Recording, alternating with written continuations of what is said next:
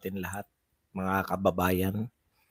Saan man panig kayo ng daigdig naron, dito na naman tayo sa another episode ng ating vlogs, Badong Aratilis po. Pag-uusapan natin ngayon, ito po, no, BP Sara muli pong pinahayag at this time, mas malaki na po yung posibilidad na siya po ay tumakbo sa 2028, no. Ito naman po ay nagbibigay ng buhay sa atin, no. Mas masaya tayo ngayon na tsak na po na tatakbo. Ito lang po yun sa exclusive interview ng Channel 5 o News 5 ay pinahayag muli na seryoso na po ang konsiderasyon ni BP Sara na tatakbo siya sa 2028 election. Kaya medyo papahapyawan na po natin yung mga posibilidad. Kaya doble kayod po sila eh. Doble kayod sila ng pagpapa-impeach ng mga para eliminate ito pong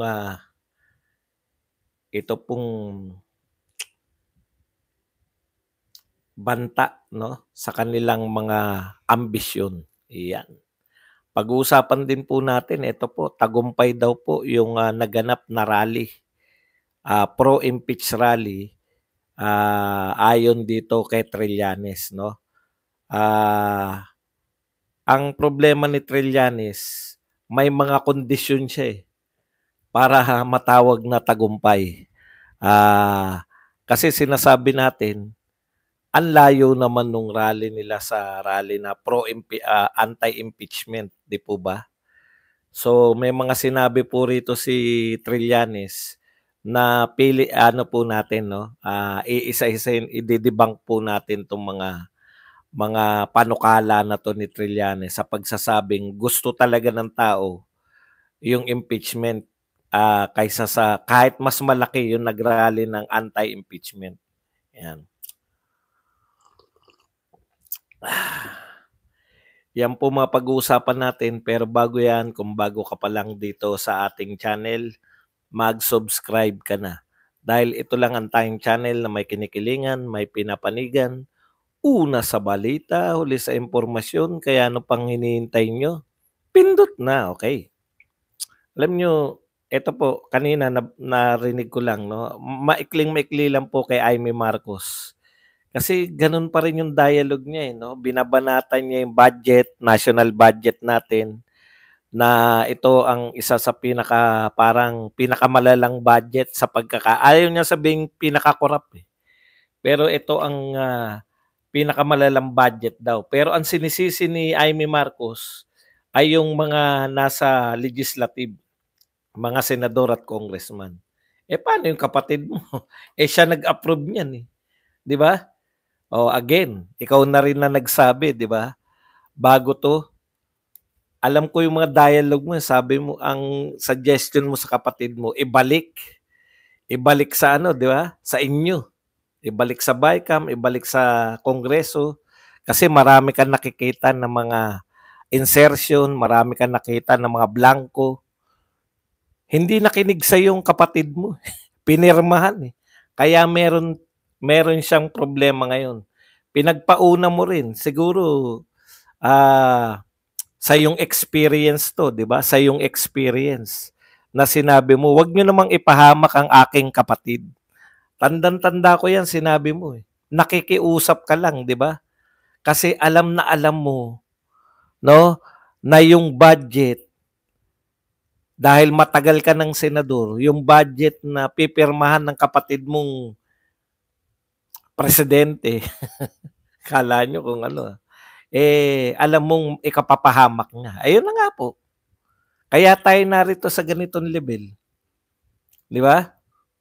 Kaya tayo narito sa ganitong usapin. May problema tayo sa budget ngayon. Kasi nga, ewan ko kung sino pinakikinggan ng kapatid mo. O hindi nyo kaya talaga yung pinsan nyo.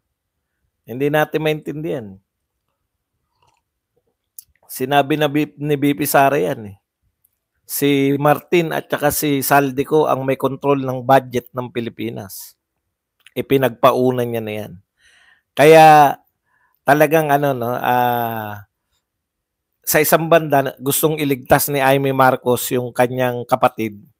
Sa isang banda naman, siya na ngayon na nanganganib na malaglag bilang senador. Kasi nung nagsimula itong mga survey, ang taas niya pa eh. Top 5 pa yan eh. Kaya wala siyang pakialam ayaw naman sa kanya ng mga Duterte, ayaw din sa kanya ng maraming mga loyalista. Talagang laglagin. Kaninong puwersa siya kukuha? Di ba? Okay. Eto naman po,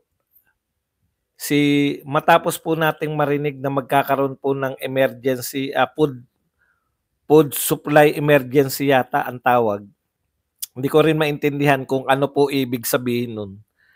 Panibagong announcement. In-announce po yan itong Department of Agriculture Secretary.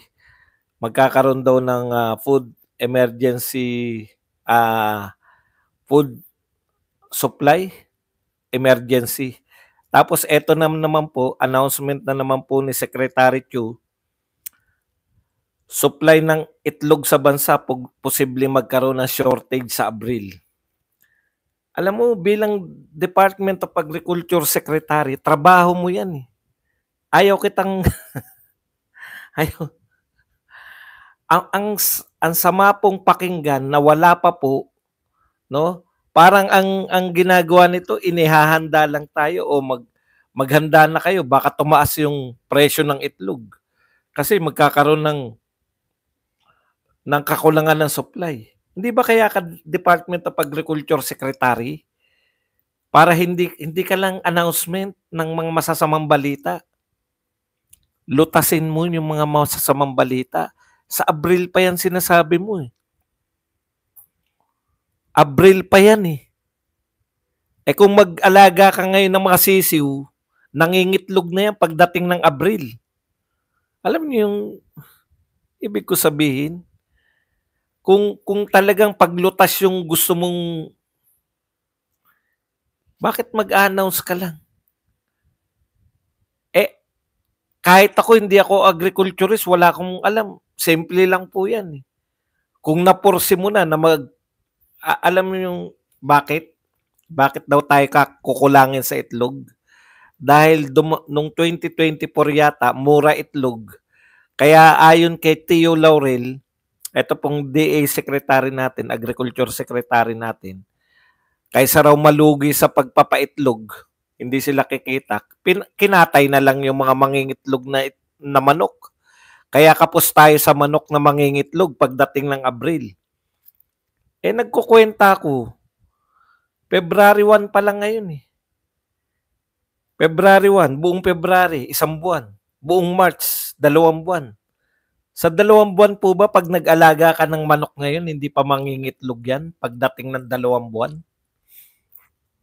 Talagang, kung kukulangin tayo ng itlog, mag-alaga kayo ng mga sisiw. Hindi ko alam ha. Pero dapat kasi hindi lang tayo nag-announce ng masasamang balita. Dapat kasi, napursin nyo na nakukulangin ng itlog, gawan nyo na ng paraan. Magtanim na kayo ng manok ngayon pa lang. Ayaw nyo mag-alaga ng sisiw, magtanim na lang kayo ng manok para marami tayong itlog.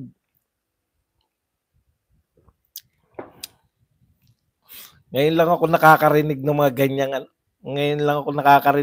ganyang lintik na problema darating daw sa Abril, kulang ng itlog. Okay, punta na po tayo rito sa good news naman. Alam niyo, hindi niyo po ba napupuna? Wala pong good news tayo na pag-uusapan buhat nung umupo tong walang proyekto, wala po talaga lahat. Ang tindi talaga nitong gobyerno natin, no? Panay problema. Bagsak ang stock market, walang pumapasok na foreign investors. Samantalang samantalang pinakamaraming pinaka record breaking sa paglalakbay Ang daming pinuntahan, ano katwiran? Ano na nga katwiran? Bakit biyahe ng biyahe si BBM nung unang 2 taon? Nanghihikayat ng foreign investors. O ngayon, unang taon niya, nag-Maharlika Investment Fund. Ano na nga purpose ng Maharlika Investment Fund? Para yung mahikayat na investor may pag-iimbisan. Nakuha niyo po? Aya ka ng aya. Gusto naman nila mag-invest. Saan naman sila mag-invest? Magtayo tayo ng Maharlika Fund para lahat ng mga iniikot natin dito ilalagak. Tanong niyo po, kung ilan na po ang nag-invest sa Maharlika Fund? Alam niyo kung ilan po? 0. Blanco. Yan ang masarap sanang doktorin nyo yung numero. Badong. 0. Wala nag-invest. Ano yung sinasabi na? Mga pledges. Kada pupunta sa ibang bansa, bilyon-bilyong dolyar yung pledges. Kaya nga po pledges lang. Mula po nun. Tapos, ang lalakas pa ng loob na ipagmalaki yung mga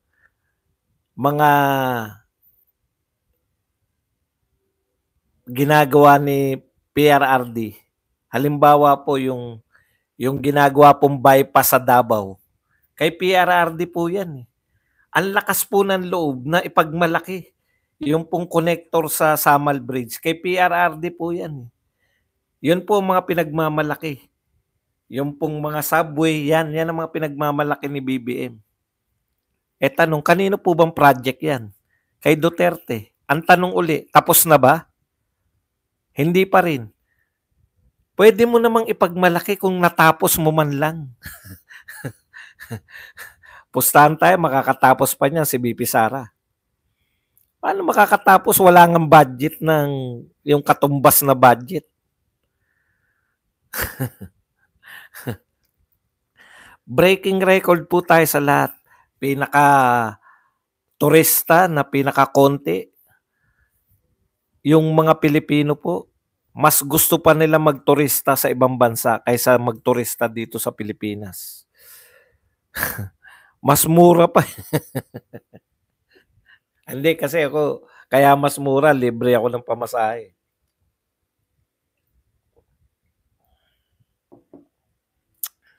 Okay. Punta na po tayo rito sa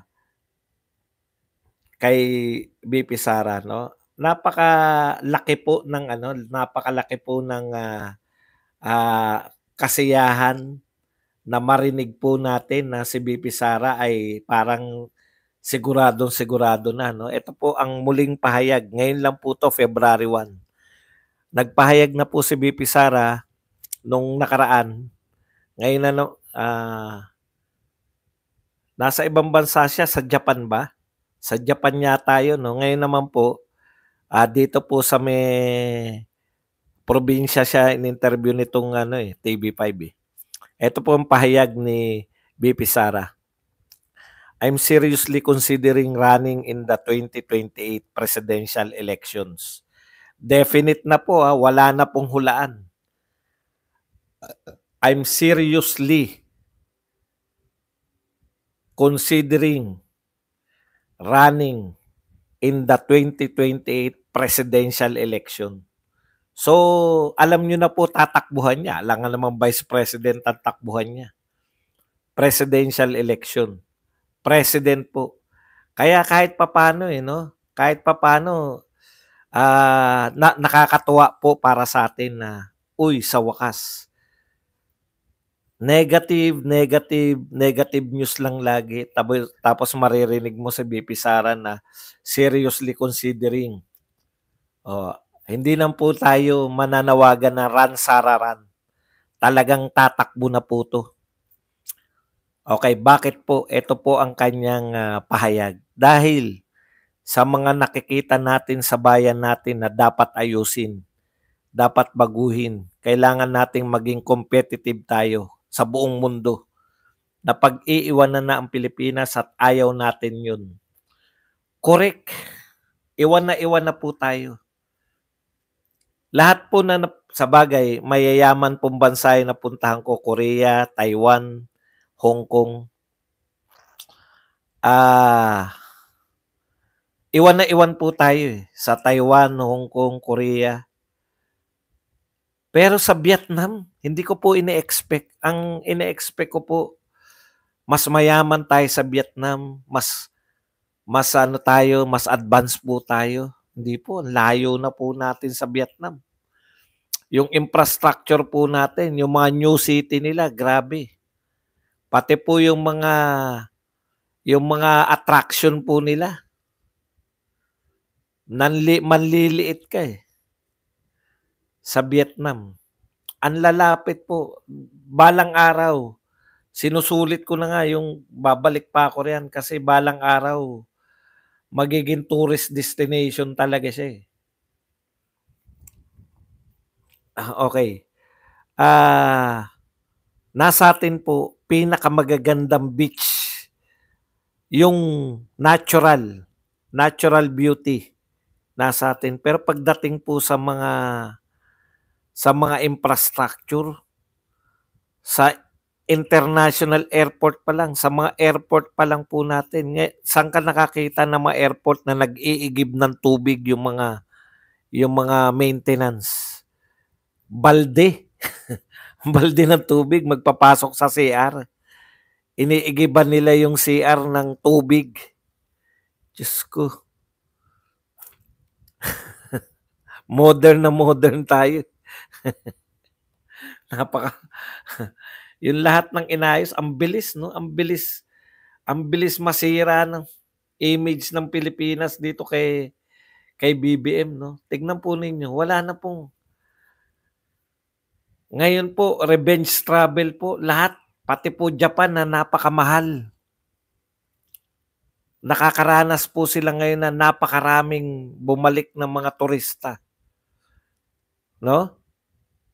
Sa atin po, kumbaga, dapat attractive tayo Sa bagay, kung nung panahon ni Duterte, sabihin nyo naman pro-China, hindi po ako pro-China. Kinukundin ako ang ginagawa ng China sa West Philippine Sea. Pero sila po pinakamarami natin turista noon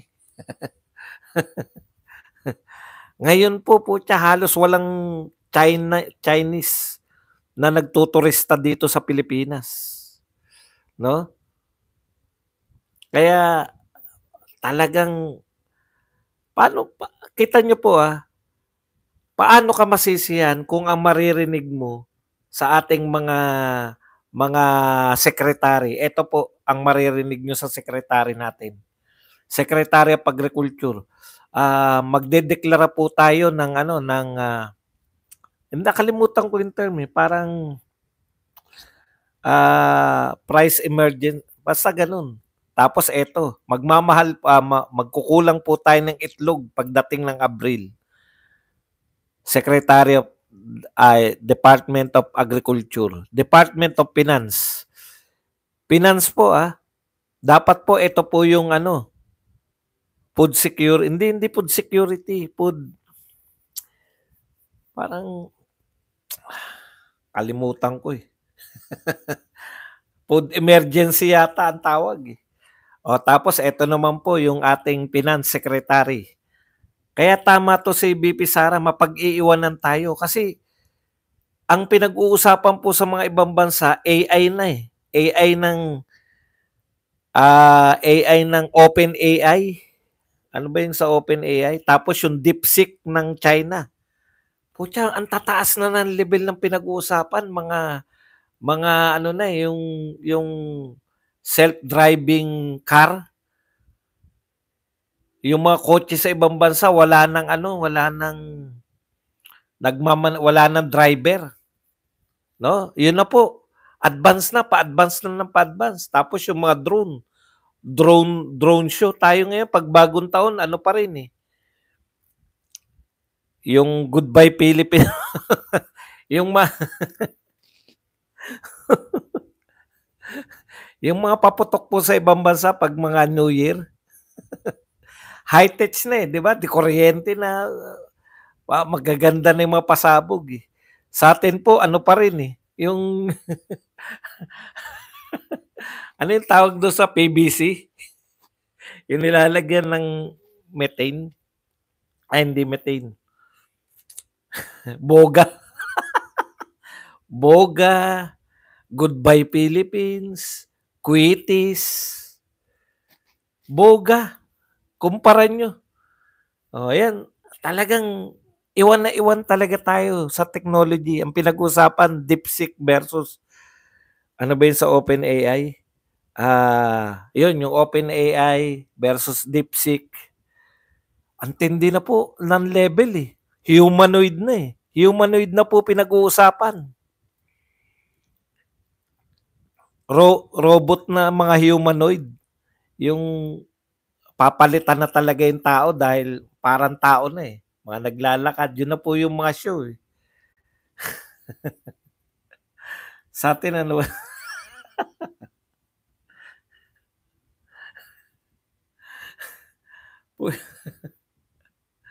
putya sa'tin 'pag may mga science fair, yung ano pa rin sa'tin, eh, 'pag mga science fair ng mga estudyante, 'di ba? 'Pag yung mga estudyante natin, ang mga karamihan sa science fair pagkain, yung mga yung mga ipa-candy, yung ipa gagawing candy mamatamisin. Alam niyo yun? Tsaka yung kasaba na yung tinatanggal yung balat ng kasaba, gagawing kasaba chips. Anak ng pupa, gano'n yung mga science fair natin, eh.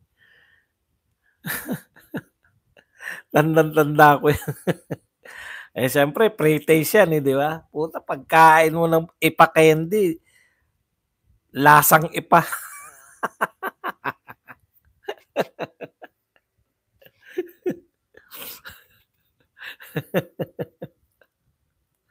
Sa'tin pagpapatawid pa rin sa pedestrian, eh.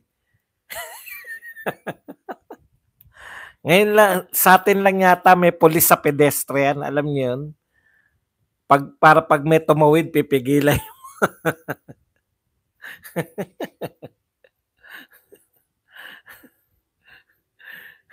Okey, iwan na po talaga tayo, 'no? Kaya po anong pinag-uusapan ng ating presidente? Walang blanko, puta national ano 'yan, 'no? Yung iba po ano plano nila sa susunod na 20 years, tignan niyo yung Saudi, 'di ba? Magkakaroon sila ng city, bubuksan nila by 2030, 5 years from now. Yun po, dun po abala yung Saudi, yung ano bang pangalan nun, ONI ba yun o INO, NIO? Isang isang city na straight, mga drone na lumilipad, ganun po pinagkakaabalahan ng iba, oh. Sa'tin alam niyo po kung ano po pinag-uusapan natin dito sa Pilipinas? May blanko ba o walang blanko? Niyom. May papel. Hindi natin ma-determine 'no, kung Neom City, oh, gano'n na po pinag-uusapan. Dito po sa Pilipinas ang pinag-uusapan po, may blanko ba o walang blanko? Binasa ko, puta napakatitindi ng ano, magpapa-hair follicle test ba o hindi?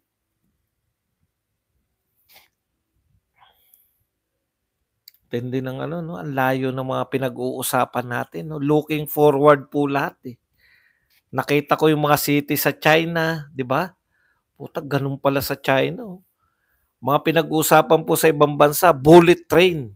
Gaano kabilis na yung kanilang train. Sasakay yung presidente nila sa train, tapos oorasan, ta's magpapalakpakan.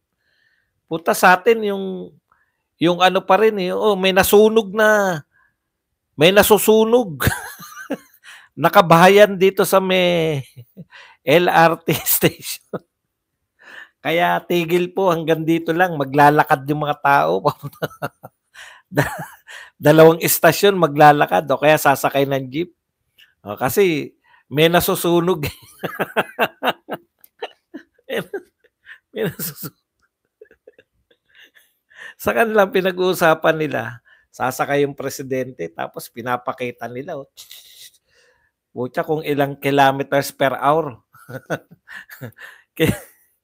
Kilometers per hour yung pinag-uusapan tapos pagbaba ng presidente magpapalakpakan sila. We break the record ng pinakamabilis na train. Puta sa atin. Walang pondo.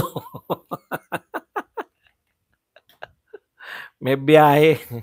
May biyahe mula Taguig, Muntinlupa, papunta na Maynila, PNR. Sabi ni Marcos, papatigil na natin yan. Kasi tatayuan na natin ng mga high-tech. Walang pondo. Walang nag-invest. Ano na nangyari? Tiwangwang. Sayang. Ang layo. Tama to sinasabi ni BP Sara. Na pag-iiwanan na ang Pilipinas. At ayaw natin nun. Ang layo talaga. Ang layo ng pinag-usapan dito. Dito, headline pa eh. Ito po mga headline natin. Ang mga headline natin, PSA. No Mary Grace Piatos on PSA record. Puta, lahat ng dyaryo yun. No Mary Grace Piatos on PSA. Naknang po pa, national issue. Walang Mary Grace Piatos. Alam niyo po ba sa US, pag sinabi pong confidential, bawal mo man lang tignan. Confidential po kasi. Ngayon, dineklara po ni Donald Trump, lahat ng papeles na may kinalaman, dati confidential o ano pa isang term sa confidential, yung bawal ilabas. Yung assassination ni JFK, assassination ni Martin Luther King, ngayon pwede na. Dineclare na pwede nang ilabas sa publiko. Putya tayo, alam ng confidential, putya, bubulat-latin pa eh. Meron bang PSA record? Ayan, classified information. Dineclassified na ngayon. Ganun po eh. Sa atin, ang headline, no Mary Grace Piatos in PSA. High-tech na high-tech eh. Tapos, hindi ako magpapa-hair follicle test. Tampo pa mga headline yan.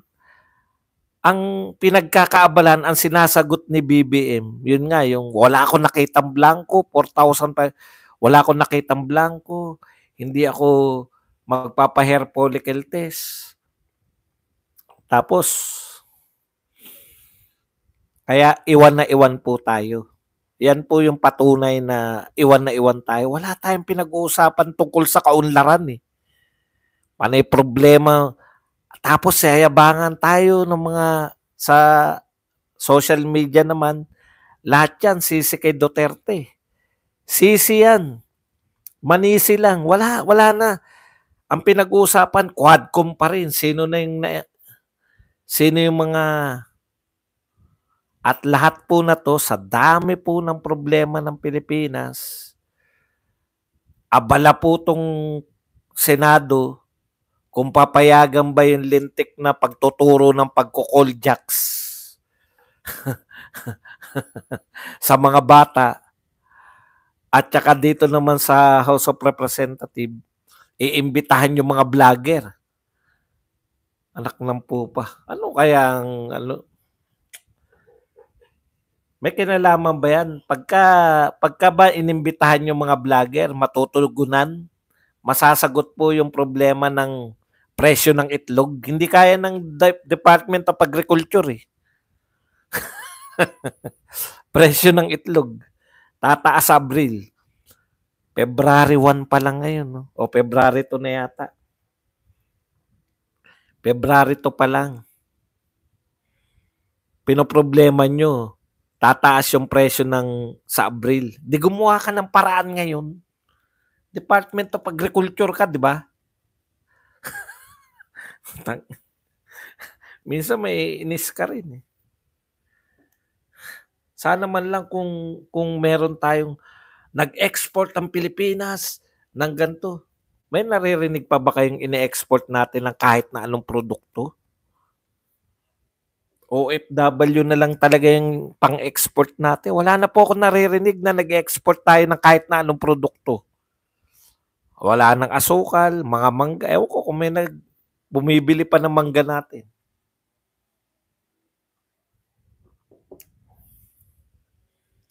Kaya yan, natitirang pag-asa yan si BP Sara kasi alam niya eh.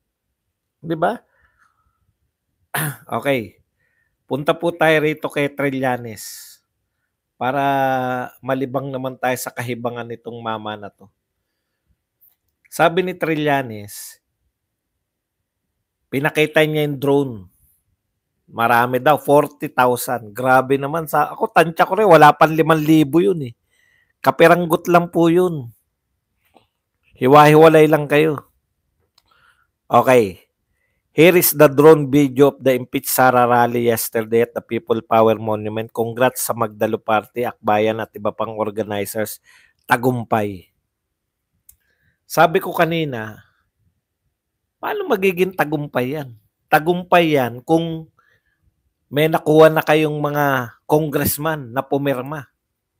Wala namang pumipirma eh. 6 pa lang yung nakapirmang congressman. Sa lahat na yun, 3 yung impeachment, 6 lang yung pumirmang congressman. So, sino yung mas matagumpay? Kung may mag-claim ng tagumpay sa rally, yung nag-rally ng no to impeachment. Kasi hindi natuloy. Di ba, para mo masabi na tagumpay yung isang tao, yung panawagan mo ay natupad. Okay, pero may ibang paliwanag si Trillanes eh. Kaya pala sa tingin niya tagumpay. Eto sabi niya, nalakihan siya sa rally. Di ba ang sinasabi natin, mas malaki pa ba yan sa INC rally? INC-led rally? Ito po paliwanag ni Trillanes. Wala pa akong nakita na pro-Sara rally na lumagpas ng 3K. Wala pa raw siya nakita na lumagpas ng 3K. Ano yun sa INC? Milyon po yun eh. Okay, wala pa akong nakita na pro-Sara rally na lumagpas sa 3K dito sa NCR. So ang batayan niya lang po NCR, no? Wala pa raw pong 3K rally dito sa NCR.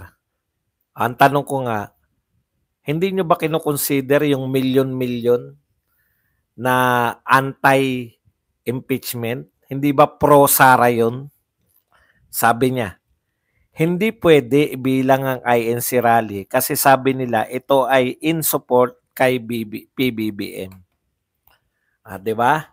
Tinutokis-tokis lang tayo. Ano po ba yung sinusuportahan nila kay BBM? Sinusuportahan po ba nila kay BBM yung mga hakbangin ni BBM? O yung anti-impeachment ni BBM? Dapat nililinaw po yan eh. Anti-impeachment po yung sinusuportahan nila kay BBM. Nagtataka nga kami sa inyong lahat eh. Pro-BBM kayo, pero galit kayo dun sa rally na sinagawa ng iglesia. Anti-impeachment nga eh. Hindi pa ba pro-Sara sa inyo? Ewan ko kung sino po nagsasabi, nagpapaikot ng tao. Ako po, kinabahan din ako kasi laging sinasabi nila pro-BBM, pro-BBM, pro-BBM. Di ba? Pro-BBM ng pro-BBM. Wag daw i-counted yun. Tapos NCR. In-specify nila NCR. Bakit po? ang dami na pong maisog rally na libo-libo-libo eh. Ang dami na pong nagrarally sa Davao, dami pong bilang. Yung pinakamalaki pong rally sa Tagum City, sinasabi nila nilangaw daw pero katotohanan po nun, 100,000 po yung umattend doon. Yung sa Cebu City, marami rin po yun. At sa iba pa, miski nga dyan sa Tacloban, ang daming dumalo. Ang point ko lang, gusto kasi ni Trillanes, dapat sa NCR lang. Ang dami niyang kondisyon eh. Para matawag silang matagumpay, una, dapat ang usapan lang NCR. Kasi, kukwestiyonin natin siya eh. Kayo ba kaya nyo magparali sa ibang lugar maliban sa NCR? Bakit sa NCR lang? Madaling magbayad dito ng mga rallyista eh. Hindi nyo nga nabayaran. Hindi kami yan. Dalawang mainstream media ang nag-interview niya. Wag na nating i-count yung mga vlogger kasi ang tingin nila sa mga vlogger fake news eh. Yung mainstream media na lang. GMA7 in-interview yung tatlong senior citizen. Hindi pa sila kumakain, hindi pa sila nababayaran nung in-interview. 1,000 bawat isa. Yan ba tagumpay sa inyo? Dapat sa NCR lang daw. NCR lang. Kasi hindi nyo kasi kayang mag-rally sa labas. Ang problema nyo ganito. Hindi lang NCR ang bumoboto. Buong Pilipinas. Kaya yan, katarantaduan yung mga na hindi pumapasok si Marcoleta, si Kibuloy. Si Batogo lang ang pumapasok sa ano. Alam niyo po, sa totoo, ito sinasabi natin may pag-asa tayo kung mananalo si BP Sara. Hindi tayo pwedeng maghintay lang na maghintay. Kasi alam po ng kalaban natin na mananalo si BP Sara kung makakatakbo. Ginagawa po nila lahat ng paraan. Kita nyo itong mga impeachment rally? Sabihin nyo walang budget yan. O bakit may pumapalag, Badong? Kung sinasabi mo may budget, bakit may umaangal na hindi nabayaran? Yun na nga po, yung organizer niya magnanakaw din. Siguro sabi ng organizer, kayo lang magkakaroon? Katkungin ko rin tong mga to. Isang grupo, in-interview nung Rappler. Nadampot lang po kami. Tinanong, alam nyo ba na laban kay Sara Duterte itong rally na to? Hindi. Hindi nila alam. Basta nadampot sila. Isang tropa ng mga kabataan. Pang-inom din yan, di ba? 1,000. Yan po, pagpapakita po yan. Ganyan po kahirap. In fairness po sa mga pro-Duterte rally, ang dami po nilang pagtatangka na hagilapan ng bayaran sa mga pro-Duterte rally. May nakita po ba sila? Lalo na yung media. Si Ninyo lang nakakita kasi nakakita ng t-shirt, pinagsuot, in-interview na. Yung sa KOJC, naalala nyo yun? Ang layo ng mga mukha nung in-interview ni Ninyo sa mga taga-KOJC. Makikinis po yung mga taga-KOJC. Lahat, ahit, lahat. Iyak na. Iyak pa more daw. Ba't naman ako iiyak, J-Chong? Tuwan-tuwa nga ako kanina pa eh. Ikaw ang umiyak. Iyak kayo dahil pag naging presidente si BP Sara, wala na uli yung mga magnanakaw sa gobyerno. Yan lang naman yan eh. Kaya tayo mga kapatid, no? Ginagawa ng kalaban natin lahat para si BP Sara ay hindi makatakbo. Crucial po tong eleksyon na darating. Kaya iboto po natin yung 8 ng PDP plus si Attorney Vic Rodriguez. Ako naniniwala ko Karamihan sa Visayas, karamihan sa Mindanao, iboboto yung Kaya lang tumulong naman tayo, no? Palaganapin natin bakit kinakailangan mag-straight. Bakit kinakailangan nating mag-straight plus si Rodriguez, si Marcoleta, si Kibuloy? Ako, tingin ko malakas yung dalawa na yan eh. Si Bongo tsaka si Bato talagang pasok na yan. Pero si Marcoleta tsaka si Kibuloy, papasok yan sa tunay ng mga sarbi. Kaya hatakin natin yung iba para marami. Kasi po, 3/4 po ang kinakailangan eh. No? Ilan ba yung 3/4? Hindi ako marunong magkwenta ng 24. Ilan po ang 3/4? 6, 6, 6. 18 po. 18 po ang kinakailangan nilang boto. Boto po to para sa impeachment ni BP Sara. Ito pong magaganap sa 2025. Pag nakakuha sila dyan ng marami, for impeachment na po si BP Sara.